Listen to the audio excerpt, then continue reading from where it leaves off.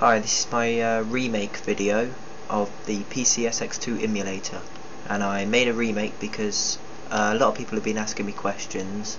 I mean, a lot of people, and I've just made this to clear everything up. And also there's a new version out which basically is a complete rewrite of the whole program, so I'm gonna basically show you again, and maybe with a bit extra. So we go to internet. We go to PCSX2.net and click downloads and go to the PCSX2 0.9.6 installer and download 4 meg.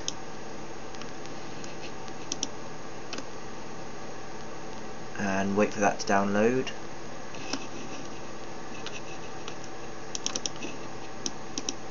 Okay, when it's downloaded, you can go and open up the setup file and just keep clicking next basically until it starts installing. Shouldn't take long. Okay, and then click close. Okay, so when it's installed, we need to go and get the BIOS. A lot of people have been asking me when I told people to download it on FrostWire. A lot of people have problems with that. So I'm going to show you a different way how to do it. You can get it off Rapid Share. I'll put the link in my description. Basically you just go to free user and wait the seconds. Okay, once the seconds are up, you go ahead and click download, and then you open it up.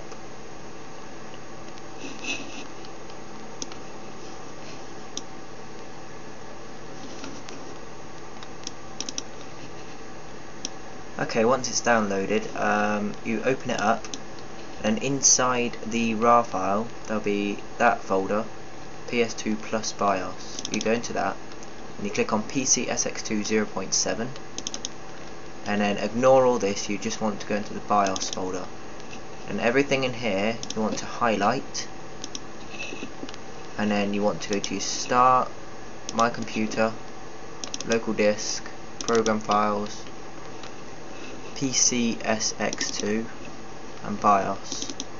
Just want to drag and drop everything into there. Okay, now we have our BIOS files. So now we can start up PCSX2. Just go ahead and double click on it, and then you'll get this little box saying PCSX2 needs to be configured. So go ahead and click OK. Right, now comes the tricky part. All computers are different, so when I configure it on my computer, your computer might be different, so this is the bit where you just got to play around and experiment. For me, this one usually works, the GSDX 890, and it says SSE2 0.1.14. This normally works for me. And I go configure, and I use Pixel Shader 3, change that to 16 to 9, and then press OK. Alright, that's my graphics done. Yours might be different because there's always 0GS, but the game I'm running, the graphics just looks really dodgy. So yeah. The sound, I wouldn't use that because it's a bit dodgy for me, so I go ahead and use 0SPU2, which is a lot better. You don't need to configure it.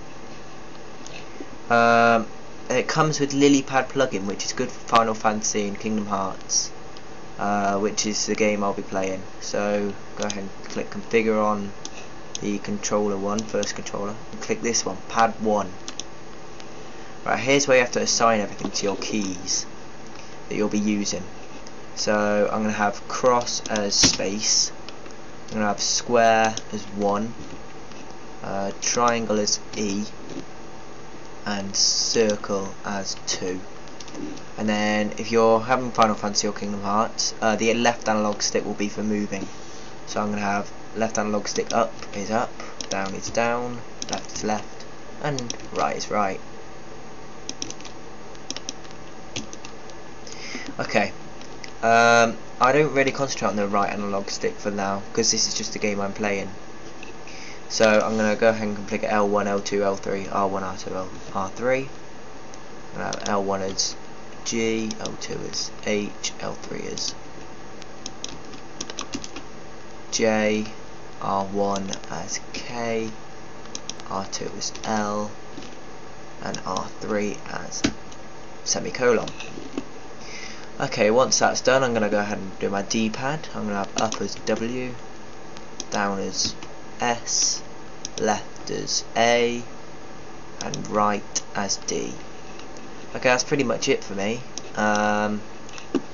You can configure it differently if you want, or if you have a gamepad, you can always configure it with that as well. So go ahead and click apply when you're done, and then click OK. It's just, don't know what it's doing at the minute. Okay, once it's done that, you go to CD-DVD-ROM plugin.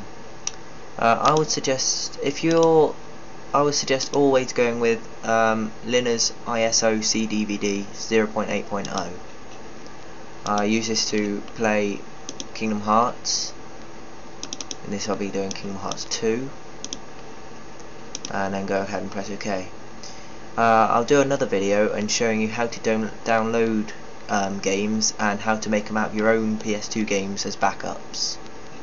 So that's basically configured for me. That's basically configured for me. So I'll go and press OK.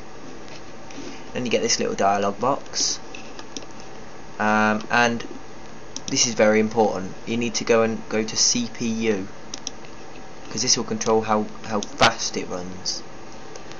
Tick this box if you have a dual core processor, because it makes a big difference.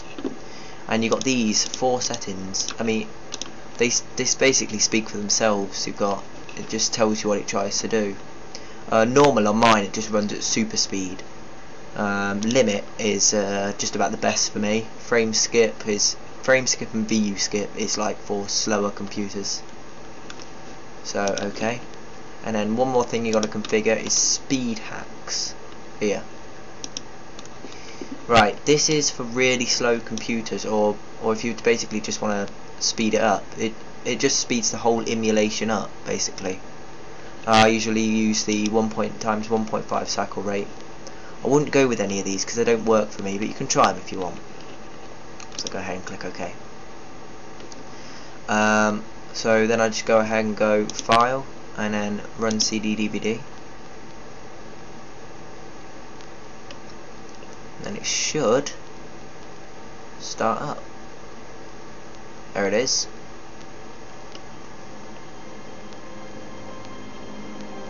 And then once it's done all the ding-donging, your controls should work. I'll go to new game,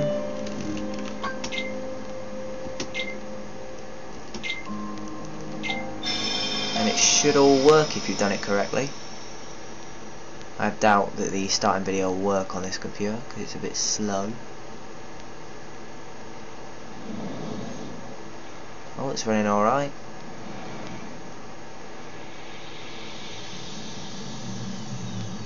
Yeah, it's a bit laggy, but you can always go back and just check it. A scattered dream is like a far-off memory. Yeah, it's working alright. Far-off memory that's like a scattered dream. So yeah, that's basically it. Yeah, that's it. And on my next video, I'll be showing you how to, as I said, make backups of your original games to play on here, and to download your own. So that's it for now. I hope this helped.